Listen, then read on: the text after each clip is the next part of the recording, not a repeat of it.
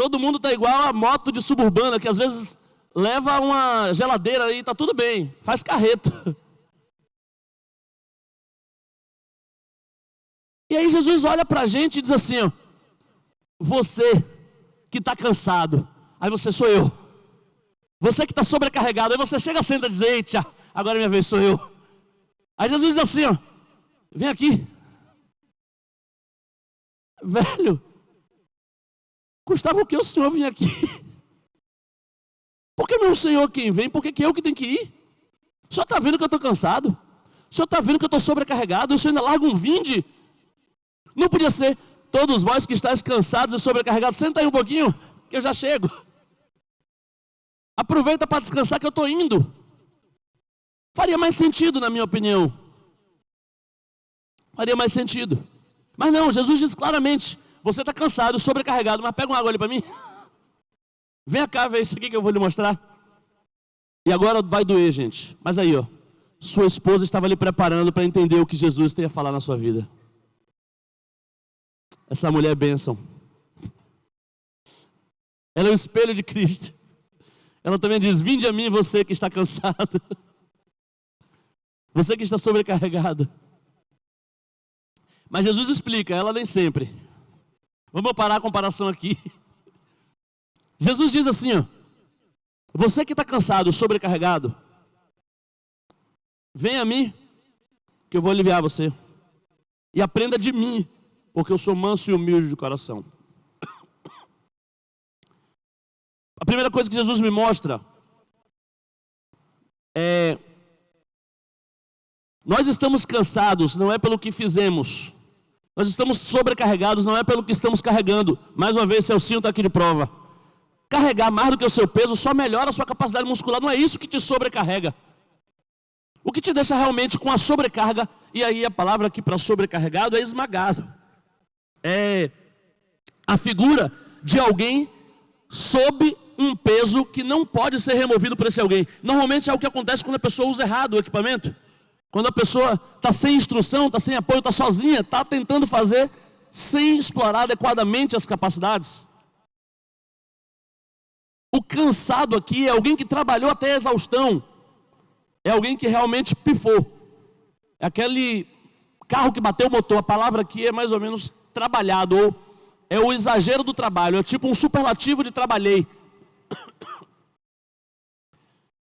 Cansado e sobrecarregado é quem realmente está esgotado aqui, quem está vencido. E essas pessoas, Jesus está dizendo de uma certa forma, nós não estamos vencidos pelo que a gente faz. Nós não estamos vencidos pelas cargas que a gente carrega. Nós estamos vencidos por um ciclo de autossatisfação em que nós entramos. Não sei se você já ouviu falar, eu gosto de citar ela, da tal da pirâmide de Maslow. Um cara uma vez disse que você não tem vontade de comprar um helicóptero se você ainda não tem um carro. Mas compre um carro para ver se você não começa a olhar os helicópteros pensando, rapaz, se eu comprei um carro, quem sabe eu não consigo comprar um desse. Compre um helicóptero e você vai começar a olhar um iate pensando, ó, quem tem helicóptero podia ter um iate. Compre um iate, você vai querer fazer um foguete. Elon Musk está aí para não me deixar mentir. As necessidades humanas são impossíveis de serem satisfeitas. Por quê? Cada necessidade que a gente satisfaz gera uma nova. Lembra da bactériazinha da microbiota? Alimenta ela para você ver. Satisfaz ela para você ver. Você acha que ela vai te deixar em paz? Ela vai aumentar de tamanho e pedir um helicóptero. E pedir algo ainda maior. Come, vai lá brigar, dizer, só 2 pizzas está pouco. Come a terceira para você ver se você não vai parar na 20ª. Eu já ganhei uma competição. Acredite, parei na 27. Mas isso não tinha nada a ver com a mensagem. É só porque eu quis me exibir aqui para ser o 5, tirar onda porque come muito. Barriga cabe mais do que no bíceps, pai. O grande problema, o grande desafio, a grande razão do nosso cansaço, da nossa sensação de ser vencido, não é o que a gente tem feito. Sinceramente, é o ciclo vicioso de autossatisfação em que nós nos encontramos. Estamos lutando numa corrida de ratos, atrás de um queijo espiritual. A gente corre atrás de ganhar 1000, Para quando ter 1.000, correr atrás de ganhar 2.000. Para quando ter 2.000, correr atrás de ganhar 10.000. E não tem fim, não tem futuro, não tem finalidade, não tem propósito. Só tem o desejo de se autossatisfazer. O desejo de autossatisfação. E Jesus está dizendo, quanto mais você vence, mais você está perdendo. Quanto mais você satisfaz, mais há para satisfazer. Você não vai dar conta. É um ciclo vicioso. Não adianta eu entrar no seu ciclo e te ajudar a vencer. Porque se eu for até você e te der o que você está sonhando por ter, aquilo que você está pensando aí agora, se eu tivesse isso, eu parava, eu descansava. Com 2 milhões na conta, eu não ia ficar mais correndo atrás de dinheiro. Se Jesus botar 2 milhões na sua conta, você vai pensar, mas tem inflação, né? 2 virou 4. O que ele está dizendo é, não adianta eu ir até você, isso não vai lhe descansar, isso não vai te aliviar. Para você, de fato, experimentar descanso, você vai ter que fazer um esforcinho. Mesmo cansado, saia de onde você está e quebre esse ciclo. Rompa o ciclo vicioso em que você se encontra. Se você está se sentindo cansado, você precisa adotar mais um esforço. Parece contraditório, mas sem esse último esforço, você vai se cansar cada vez mais. O esforço de sair da roda de cansaço e sobrecarga em que você se encontra. Você vai precisar adotar um esforço para sair da vida que você está vivendo, do ciclo em que você se encontra, do lugar em que você está, e vir para um outro lugar, que agora a gente vai conversar para a gente entender qual é. Jesus está dizendo, você quer alívio?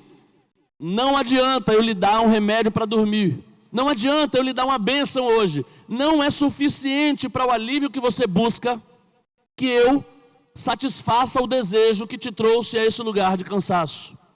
Você está correndo atrás disso e na sua cabeça, Senhor, eu estou lutando por isso, por que eu não consigo? Porque Jesus está dizendo, se conseguir vai ficar mais cansado ainda, não resolve. Eu quero te aliviar. E para te aliviar, você tem que sair dessa busca desenfreada por um sucesso que na verdade não existe. Sai daí e vem para cá. Para cá, para onde? Onde é esse para cá para o qual Jesus está nos chamando? Vinde, vinde a quem? Vinde ao quê? Para o que Jesus nos chama da vida que nós aprendemos a viver? Nós aprendemos a viver uma vida de sobreviventes. É matar para não morrer. É farinha pouca, meu pirão primeiro. É furar fila se a gente achar que a pizza vai acabar. É não tocar para ninguém. Fala, Deus, cadê o William? Se a gente achar que só tem uma bola. É achar que se os recursos são escassos, são limitados, eu preciso acumulá-los para não correr o risco de ficar sem. A gente aprendeu isso. Como é que eu vou ajudar se eu só tenho isso? Eu ainda gastar meu tempo indo para a igreja, eu só tenho tantas horas no dia, eu precisava de bem mais. Assim a gente aprendeu a viver, nesse ciclo de autossatisfação e sobrevivência. E Jesus está dizendo, venham aprender uma outra coisa. Aprendam de mim. E ó, gente, o único requisito para aprender é não saber.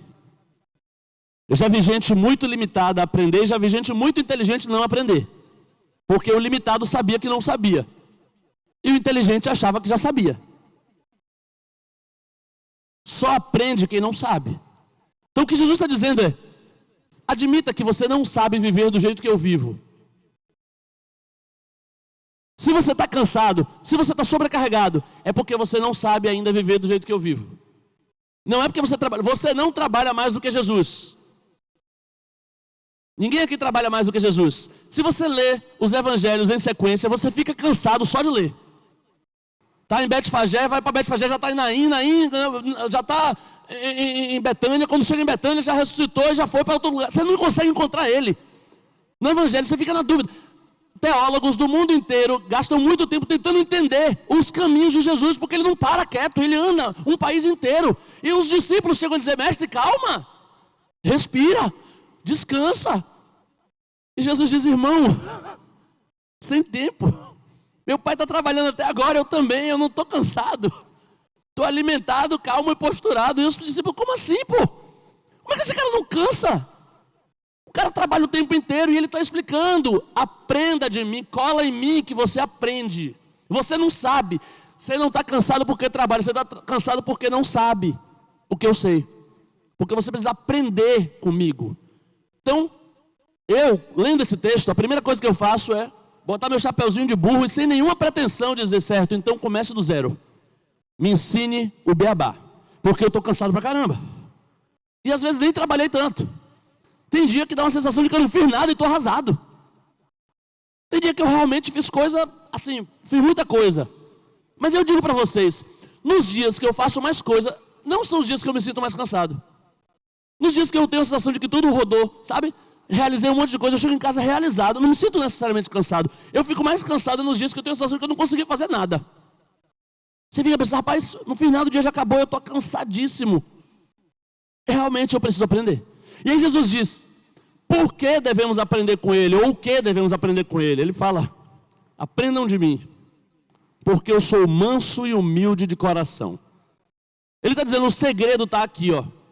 O motivo pelo qual vocês têm que sair do ciclo de aprendizado de onde vocês vêm e entrar no ciclo de aprendizado que eu estou introduzindo é porque eu sou manso e humilde de coração. Ora, Jesus está mandando a gente sair de uma escola e entrar em outra. Você só sai de uma escola para entrar em outra, ou você teve um problema na escola anterior, ou se a mensalidade é mais barata, ou se é mais perto da sua casa, mas tem que ter diferença. Porque sair de escola é um trauma. Quem já mudou de escola aqui? Maria mudou, não? Ou é Marista sempre? Já mudou, Estezinha? É difícil. Sério, não foi difícil? Ah, pô, fui perguntar logo a Esté. Esté, você é diferenciada. Amigos da antiga escola que foram para a escola nova, isso facilita. Mas quando não é assim, nossa, é muito difícil.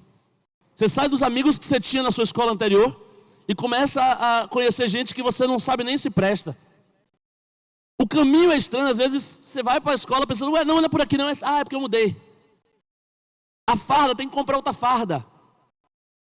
Jesus está dizendo, venham aprender de mim, mudem de escola. Gente, tem que valer a pena, tem que ter alguma diferença. E tinha, já vou logo antecipar, tinha muita diferença nessas duas escolas.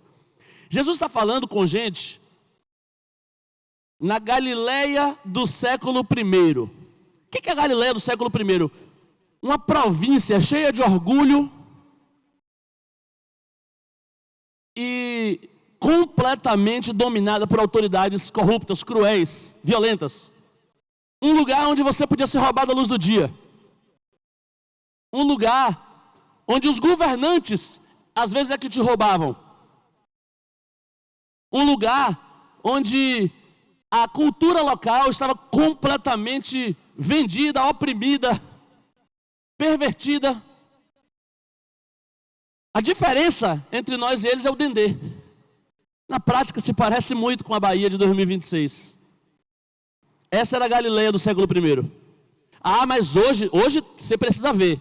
Hoje está uma promiscuidade. Se eu te falar o que o imperador Calígula César fazia naquela época, você vai começar a achar Léo Santana um homem probo e íntegro do ponto de vista moral.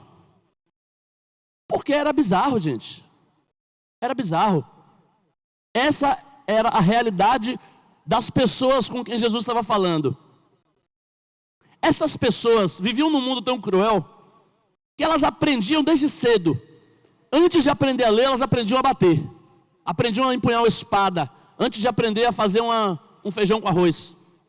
Aprendiam a se defender, aprendiam a lutar. Eram treinadas para a guerra. E a escola em que todo mundo ali estudava era a escola da violência. Era a escola de formas diferentes de violência. Entre os discípulos de Jesus, tinha um que achava que o jeito de resolver o mundo era esfaquear os corruptos.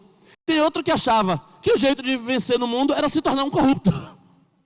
Agora imagina esses dois deitados dormindo na mesma casa, no mesmo retiro. Imagina que bênção, que tranquilidade, principalmente o sono do que era corrupto. Porque é sério, Simão Zelote era de uma seita que preconizava que devia cortar o pescoço dos publicanos de madrugada. E Mateus era um publicano. Imagina como não era. Acho que foi aí que surgiu a coisa da vigília. Foi o Mateus que começou as vigílias. Não, vou passar a noite orando. Eu acho que foi assim que surgiram as vigílias. Mas as duas escolas eram escolas de violência. Mateus era, pega o que tiver no bolso de quem você achar, porque senão te matam. Simão era: pega a sua espada e corta o pescoço de quem você achar, se não te matam. No fim das contas era essa a lógica. Matar para não morrer. Enfrentar. E essa escola estava tornando os alunos exaustos. Gente, é muito cansativo viver o tempo todo achando que tem alguém tentando te lesar. É muito cansativo passar o dia inteiro tentando cuidar de si, tentando se proteger, tentando não ser roubado. Nossa, eu tenho o cliente mais rico que eu tenho, que é meu amigo hoje, meu cliente há mais de 10 anos. Eu falo isso direto com a minha esposa, que como eu tenho pena dele. Ele é um homem assombrado. Ele não consegue ver em ninguém alguém digno de confiança. Ele desconfia da própria sombra. Ele cresceu, ele começou vendendo cachorro-quente e construiu um patrimônio de milhões. Mas sinceramente, talvez ele fosse mais feliz na época do cachorro-quente, porque hoje ele tem tanto medo de tomarem os tantos milhões que ele fez, e toda hora alguém toma, e toda hora ele toma de volta, e vive uma guerra. A vida dele, ele não tem paz. Eu olho assim e fico morrendo de compaixão, porque ele aprendeu isso. Aí vem Jesus dizendo: essa escola da violência, do combate, do enfrentamento, da autodefesa, essa escola está destruindo vocês, está sobrecarregando vocês. Aprendam de mim, porque eu sou manso e humilde de coração. E aqui eu quero tentar entender, para terminar, tentar entender o que a escola é essa. Que método é esse? Que se eu aprender por esse caminho, eu vou encontrar descanso para minha alma. Eu quero descanso para minha alma. Quem quer descanso para a alma hoje aqui? Eu quero aprender nessa escola. E parece não ter tanto mistério nesse método. Ele diz: aprenda por uma coisa muito básica. Não é porque eu adoto um método secreto de tal, não é montessoriano, é Piaget, não. É que eu sou manso e humilde de coração. Peraí. Vamos entender. Porque aqui tem 3 palavras que a gente perverteu no caminho. Hoje significam outra coisa, não é exatamente o que está escrito aqui. Vamos entender rapidamente o que é que está escrito aqui. Eu sou manso. Gente, a gente está no Nordeste. Quando alguém pensa logo no manso, você pensa logo no cidadão que sofreu um ato de infidelidade e não reagiu. Esse é o manso. Ninguém quer ser esse cara. Manso é besta. Sua sorte é fulano, que fulano é manso. Se fosse comigo...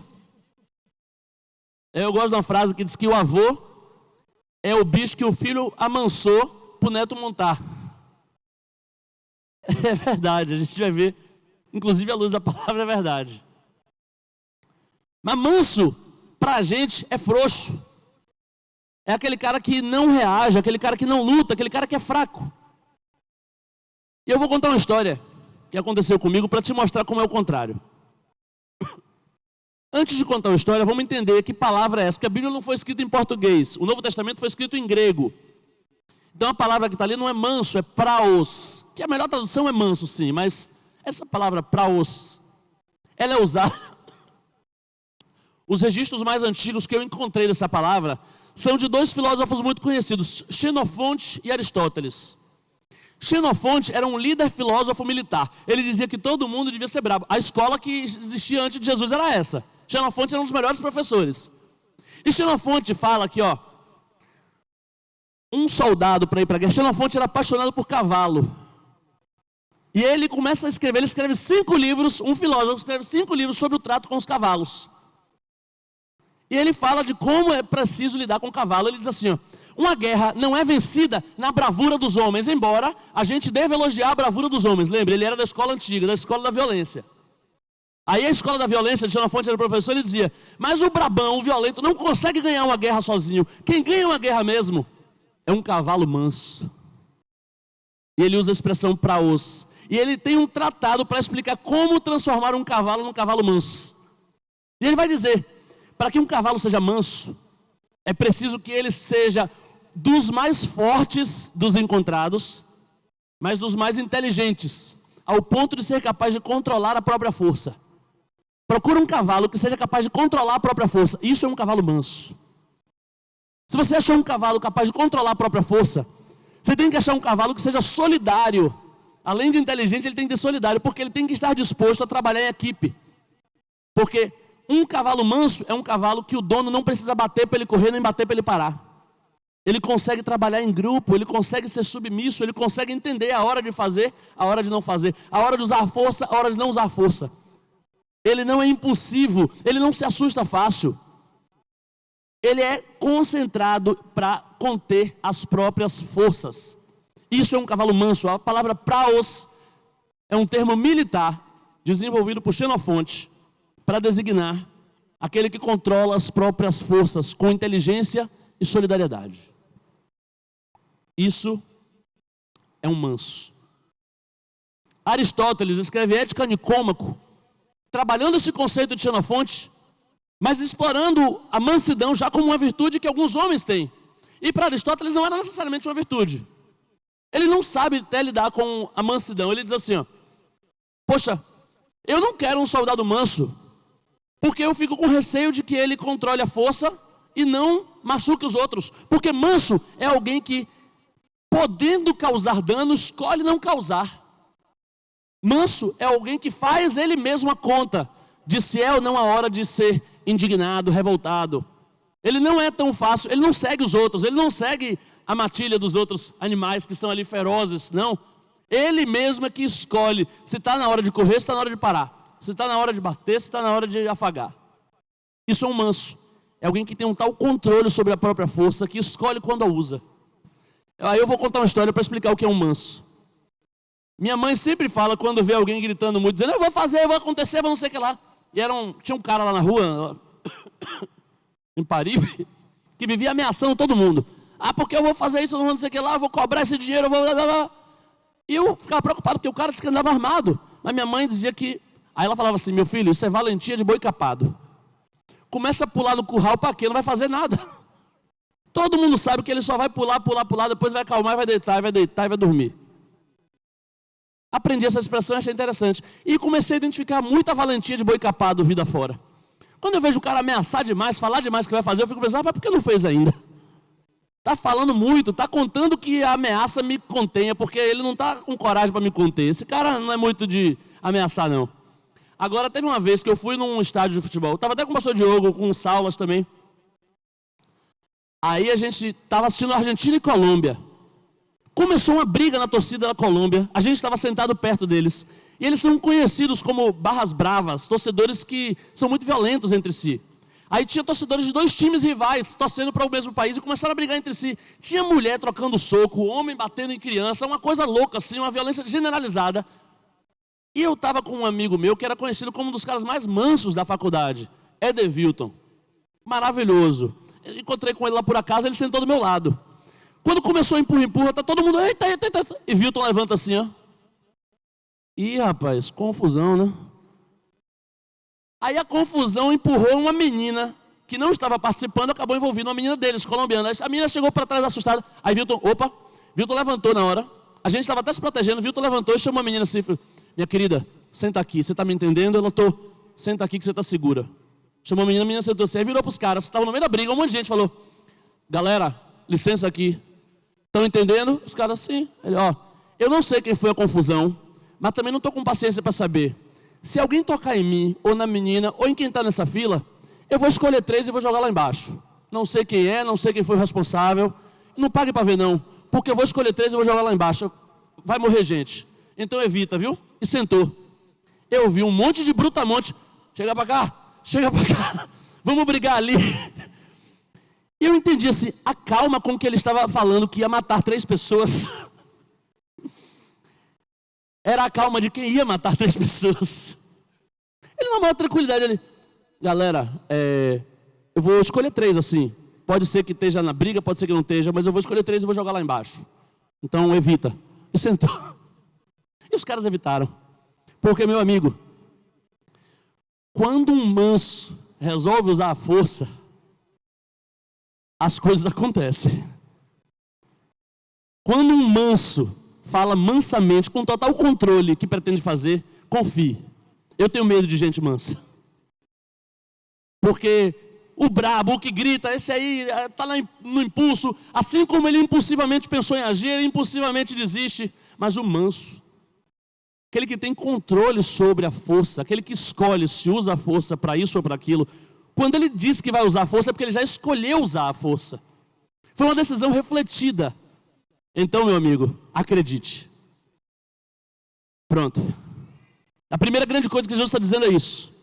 A diferença dessa escola é o seguinte: eu sou manso. Aprendam de mim, porque eu sou manso. Aprendam que quem vive para se defender, que quem vive lutando por si, quem vive sem propósito, gasta energia à toa, sai gritando e se cansa. Quem é manso não, controla a energia que tem, escolhe onde quer usá-la e submete ela solidariamente a um propósito maior. O que Jesus está dizendo quando ele diz eu sou manso é: eu tenho poder para destruir vocês todos aqui, mas eu escolhi salvar. Se eu quisesse, meu pai mandava agora exércitos do céu e destruía todos os meus inimigos, mas eu escolhi que eu quero transformá-los em amigos e eu vou morrer por eles. Isso é um homem manso. Quando um homem desse disser: ei, eu vou voltar, acredite, porque quando o manso fala uma coisa é porque ele escolheu fazer, ele vai fazer. Quando esse homem disser: venha a mim que eu vou lhe aliviar, pode confiar, porque ele não disse no calor do momento, não foi impulsividade, não foi valentia de boi capado, foi promessa de um Deus manso e fiel. Aprendam, aprendam. Vai anotando o meu jeito de ser. Tudo que eu fizer você olha e imita, porque eu sou manso. Eu não sou só manso, eu sou também humilde. A palavra para humilde é uma palavra que era muito usada para pobre, para gente que está rastejando, gente que está no chão. Porque a palavra tapeinos é tipo isso, é perto do chão, baixinho, lá embaixo. Imagina, se Léo Santana estivesse na Grécia Antiga, ele ia falar: tapeinos, tapeinos, parque de exposições. Baixinho, baixinho, enfim. Me perdoem por isso, gente. Eu tento evitar, mas é mais forte do que eu. Eu tenho que ser mais manso e controlar, usar o poder de contar piadas idiotas. Eu ainda não tenho esse controle. Orem por mim. Tapeinos era isso. Era baixinho. E é uma palavra muito mal vista na filosofia da época. As escolas de então, Aristóteles, Xenofonte, eles diziam: não sejam tapeinos, não façam coisas baixas. Os homens têm que ser altaneiros em suas realizações. Eles precisam fazer grandes coisas, buscar grandes realizações, escrever seu nome na história. É isso que os homens devem almejar. Isso me lembra uma frase que tem autoria discutida, então não vou nem dizer de quem é, depois vocês pesquisam, mas todo homem quer ser rei. Todo rei busca ser um Deus. E o único Deus quis ser homem. Só quem já experimentou todas as situações em que alguém pode se encontrar, escolhe qual é a melhor situação em que se pode estar. E o Deus, quando encarnou, disse: eu quero servir. Eu quero me colocar no lugar mais baixo, onde eu posso atender e atingir o maior número de pessoas. Eu quero estar num lugar onde ninguém precisa olhar para cima para falar comigo. Eu quero estar num lugar onde qualquer um consiga me acessar. Eu quero estar em um lugar onde eu não tenha dificuldade de fazer amigos. É aí onde eu quero estar. Não quero que nenhuma grandeza me separe daqueles a quem eu amo. Isso é ser humilde. E aí vem um disclaimer, tá? A gente confunde humildade com baixa autoestima, que a gente chama de modéstia. O que é uma pessoa humilde? Se Messi tivesse aqui, você dizer: rapaz, você joga muito. Ele: eu não, que é isso? Sou perna de pau, sou esforçado. Isso a gente acha que é humildade, né? Olha que cara humilde, ó. Gente, se ele falasse isso, ele seria um mentiroso. Eu vou lhe falar, o homem mais humilde que já passou nessa terra, chegava aqui e dizia assim, ó: eu sou a luz do mundo. Eu sou o pão vivo que desceu do céu. Eu sou o próprio Deus. E ele é o cara mais humilde. Alguns de nós iam olhar e dizer: ih, a palavra, o cara se acha desumilde esse aí, viu? Porque na nossa cabeça a humildade é baixa autoestima, ou pior, falsa modéstia. Para a gente, ser humilde é pedir desculpas por ser tão bom. É o cara que é o melhor cozinheiro da Bahia, faz a comida, você elogia, ele diz: que é isso, foi só um feijão com arroz. Para, gente, para de ser falso modesto. Se eu puder fazer um apelo, se você é bom em alguma coisa, diga, eu sou bom nisso. Isso vai ser libertador para você. Vai te tirar um peso de pedir desculpa por ser bom e vai fazer com que as pessoas ao redor saibam que podem contar com você para isso. É muito bom saber que alguém ao redor é bom e sabe que é bom. Tem uma série que eu gosto muito chamada This Is Us, em que a mulher vai para o parto, e aí no dia não é o médico dela, aí vem outro médico atendê-la, ela fica desesperada, ai meu Deus, eu sou confiante no doutor fulano, aí o médico que vai atendê-la diz assim, ei, doutor fulano é bom, mas eu sou o melhor, eu ensino a ele. Eu sou o melhor cara do mundo para fazer isso aqui agora. Então fique tranquila. É arrogância? Não. É verdade. Só que o humilde não é aquele que pensa pouco de si mesmo. É aquele que pensa pouco em si mesmo. É aquele que não faz de seus talentos um caminho para a autossatisfação. Isso é a escola da violência, a escola antiga. Na escola de Jesus, a gente sabe o que a gente tem de bom. A gente sabe os talentos de que a gente desfruta. Mas a gente usa eles para servir alguém. A gente usa eles para tocar alguém. A gente usa a qualidade de fazer. Se você faz um excelente bolo, quando alguém disser esse bolo está maravilhoso, você pode responder para a pessoa, eu fiz tentando te fazer feliz. É que eu dei o meu melhor para você sair daqui satisfeito. Você canta bem, quando alguém te elogiar porque você cantou, diga, oh, glória a Deus que me deu esse talento para poder justamente fazer você se sentir bem hoje. Use seus talentos para fazer alguém feliz. Para tocar o coração de alguém.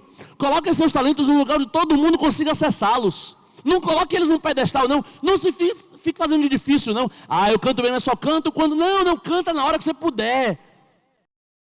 Humilde é quem fica aqui, ó. É quem desce do pedestal e fica aqui acessível a todo mundo. É quem coloca os seus talentos à disposição da maior quantidade de pessoas possível. É quem sabe se colocar a serviço. Isso não significa se permitir ser explorado, tá? Porque, inclusive, numa ótica de sustentabilidade, quando você deixa usarem você, quando você dá mais do que o que tem, você acaba não tendo para repor e acaba durando menos tempo. O melhor jeito de fazer com que os seus talentos cheguem ao maior número de pessoas é fazer uma avaliação de qual é o seu patamar de eficiência ótima. O que é isso? Como é que eu consigo oferecer o melhor serviço para o maior número de pessoas? Pronto. Se é cobrando, cobre. Se é trabalhando apenas de segunda a quinta, só trabalhe de segunda a quinta. Não tente fazer o que as pessoas quiserem, não tente fazer o máximo. Tente usar os seus talentos da forma que eles durem o máximo e atinjam o máximo potencial para o maior número de pessoas. E nem sempre isso significa trabalhar o tempo inteiro para todo mundo. Tentei falar um monte de coisa em pouco tempo, não sei se ficou suficientemente claro. Se não ficou, desculpa, não vai dar para explicar. Porque eu preciso terminar.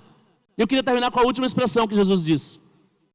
A escola dele merece você pagar essa matrícula nova, você sair da escola em que você estava, você levantar mesmo estando cansado, você mudar a sua vida, você tentar aprender do zero, depois de ter chegado a ser um burro velho que já sabe daquele jeito. O povo diz que papagaio velho não aprende a falar. Vai ter que aprender agora. A gente vai ter que mudar a nossa vida se a gente quiser alívio. E eu quero. Eu quero descanso para a minha alma. Então Jesus diz assim, aprendam de mim, porque eu sou manso e humilde de coração. É com isso que eu quero terminar. O livro de Cantares de Salomão é um livro romântico maravilhoso, que ensina muitas coisas, por isso está na Bíblia. Uma das coisas que o livro me ensina é que durante o livro inteiro, a mulher, ela faz uma advertência. Ela diz assim, ó, gente, eu conjuro todas as mulheres, não desperte o amor, não provoque o amor. Gente, amor é coisa séria, não fique atrás, não fique sonhando com, não provoque o amor até que ele queira. Deixa o amor acontecer naturalmente, não força a barra. Porque quem está falando isso tem consciência, especialmente naquela sociedade subjugada em que as mulheres eram ainda mais violadas em seus direitos do que hoje.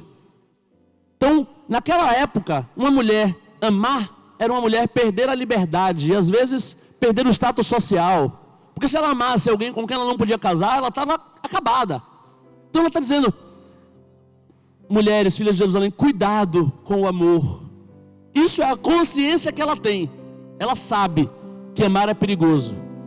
Mas ela também diz: quando eu vi o meu amado, eu despertei, saltei, corri na sua direção e larguei tudo. Ué, não foi você que falou: cuidado com o amor, não desperte o amor? Pois é. Mas uma coisa é o que a gente pensa, outra coisa é o que a gente sente. Gente, mente é reflexão, mente é pensamento. Você sabe que os gregos usavam a mesma palavra para mente, eles usavam uma palavra associada ao vento. Por quê? Na cabeça dos gregos, se dá tempo de respirar, dá tempo de pensar. Se eu estou aqui refletindo, isso é minha alma trabalhando, pensando, avaliando as coisas. Tem gente que até é manso de mente. Por quê? Porque descobriu que o manso intimida mais na reunião, então treina para parecer manso na hora da reunião, tem uma cabeça mansa. O coração está ali fervendo, querendo bater, querendo esganar, mas a mente controla. Tem gente que se contém mentalmente. Tem gente que é humilde de mente, tem gente que aprendeu essa linguagem, tem gente que sabe, que ganha amigos e influencia pessoas se falar humildemente. O coração está aqui pensando: vocês são todos idiotas. Vocês são maravilhosos. Meu Deus, eu sei mais do que todo mundo aqui, eu gosto. Essas pessoas deveriam estar me adulando. Mas aí ele sabe que se ele falar isso, ele perde aquelas pessoas com quem ele quer fazer negócio. Aí ele chega na hora de falar e diz: vocês são maravilhosos, que coisa boa te ver, meu amigão. Tem gente que é humilde de mente até. Tem gente que é manso de mente, mas sentimento vaza, coração transborda. Você consegue segurar até a beleza das suas palavras, mas o cheiro do pum é indisfarçável. Ninguém consegue enganar todo mundo o tempo todo. Por isso, na escola dos violentos, pode até ter alguém imitando o método de Cristo e fazendo humildade e mansidão de cabeça, mas eu vou te falar, termina o dia tão cansado quanto quem vai para a guerra. Porque é muito cansativo se conter o dia inteiro, se controlar o dia inteiro e chegar em casa com raiva de todo mundo. Jesus está dizendo o seguinte: eu tenho um método novo, gente. Vou pedir que vocês fiquem de pé para a gente, porque esse método não depende só do que a gente ouve. Esse método não depende de nenhum de nós e de nada que eu possa falar aqui. Não é só um esforço de nenhum de nós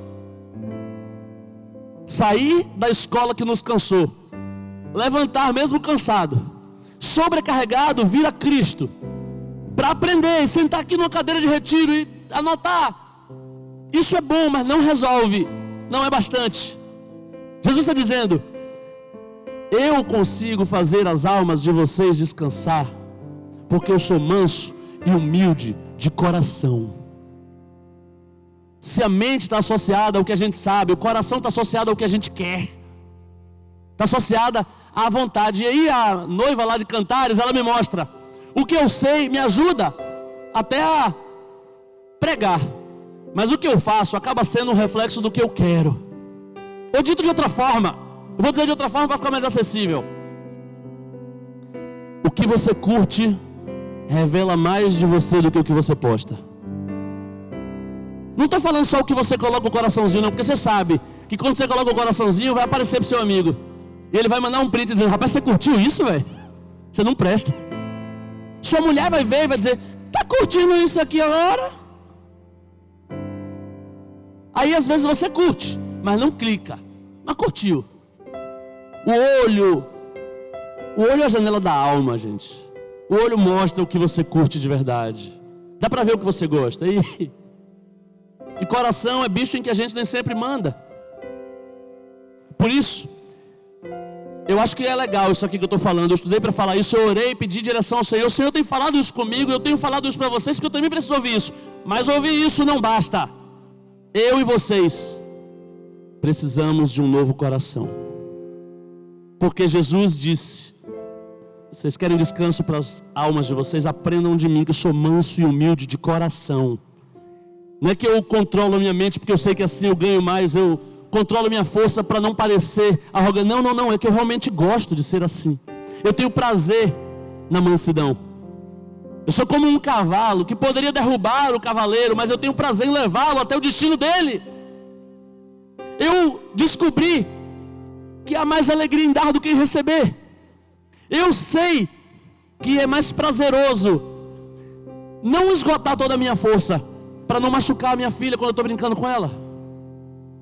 Eu sei que é mais gostoso não usar todo o meu potencial quando eu entender que ali eu não preciso do meu potencial inteiro, eu posso segurar. Eu não preciso me mostrar, eu não preciso mostrar para todo mundo que eu sou forte, não. Eu controlo minha força, escolho onde usá-la. Eu gosto disso, isso é meu coração, isso virou natural para mim.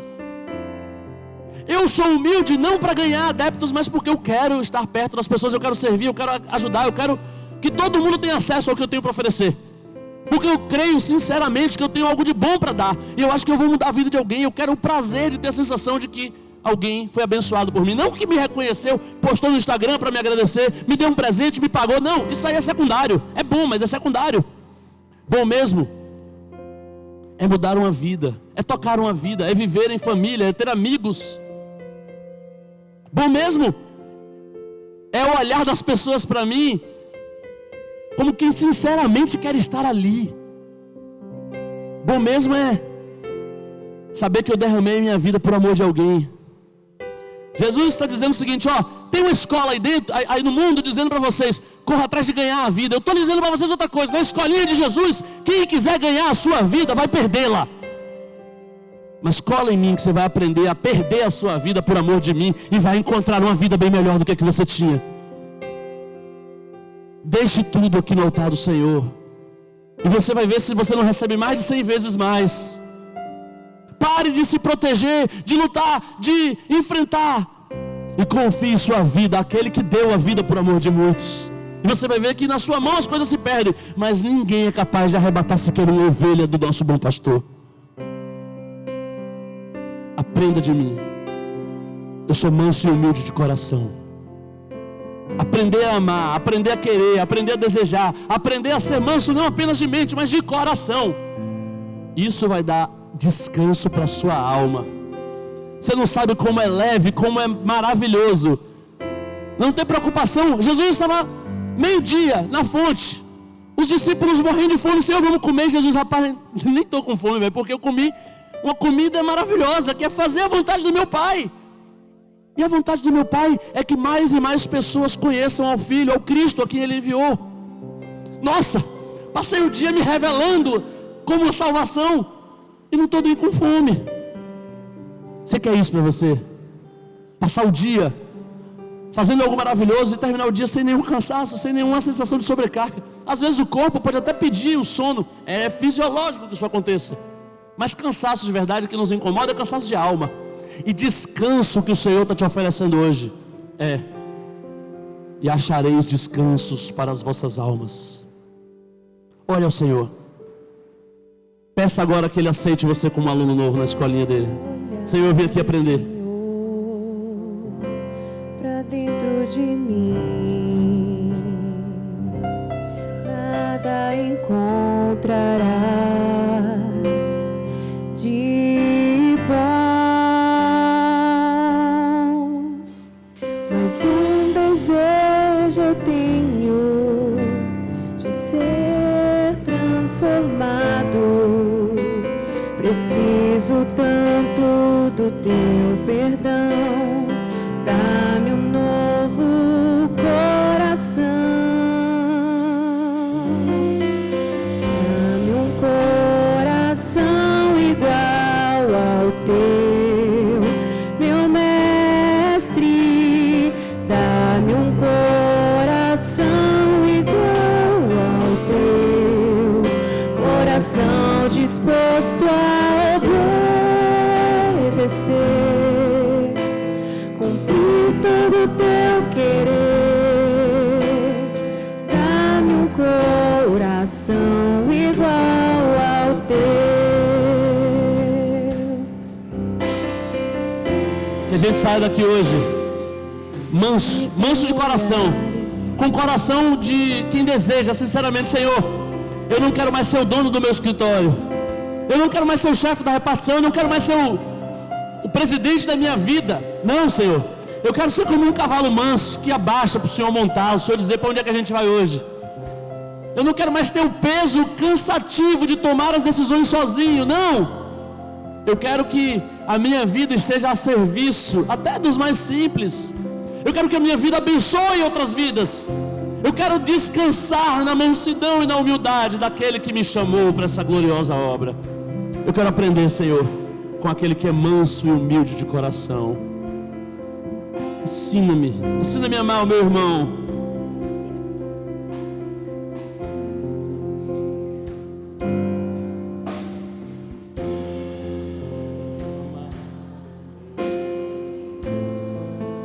A olhar com os teus olhos. A olhar com os teus olhos, perdoar com teu perdão. Enche-me com teu Espírito, endireita os meus caminhos. Ó Deus, dá-me um novo coração.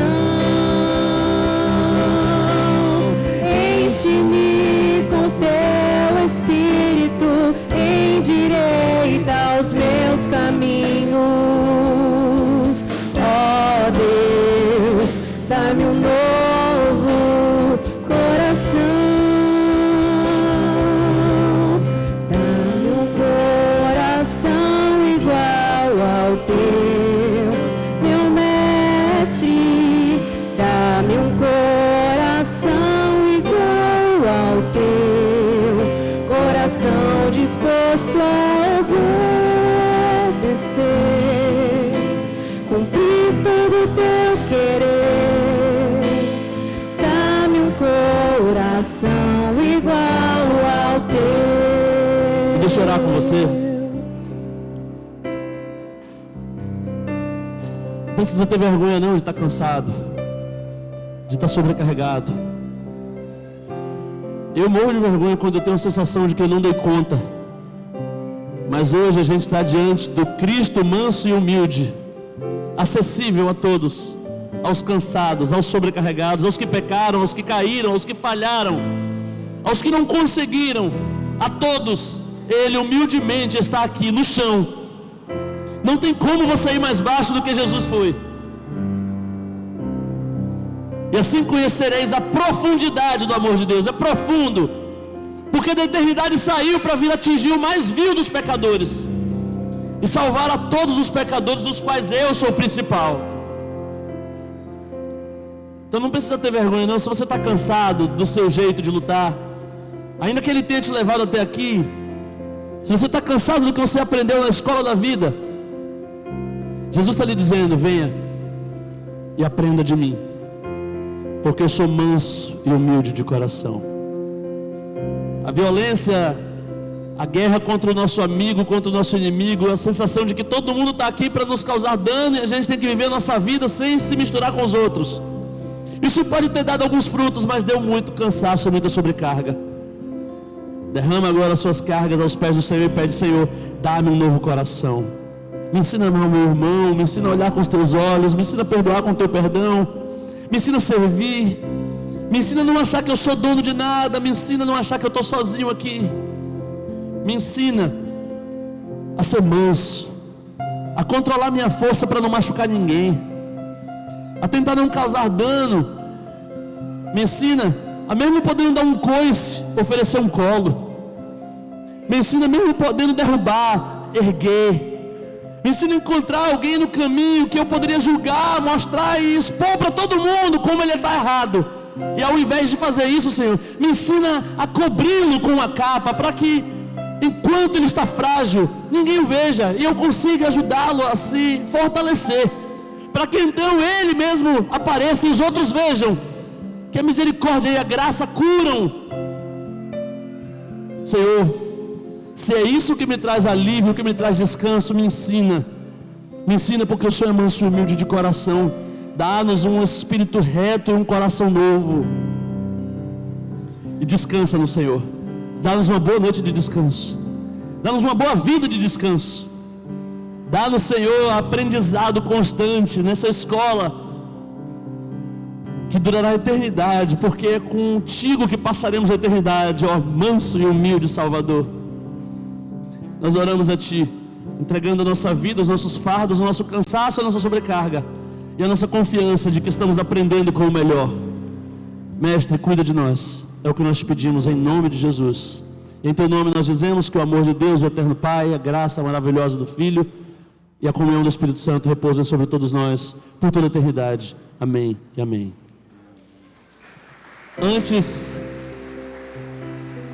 Antes de despedir aqui, tinha um recado que era para dar no começo,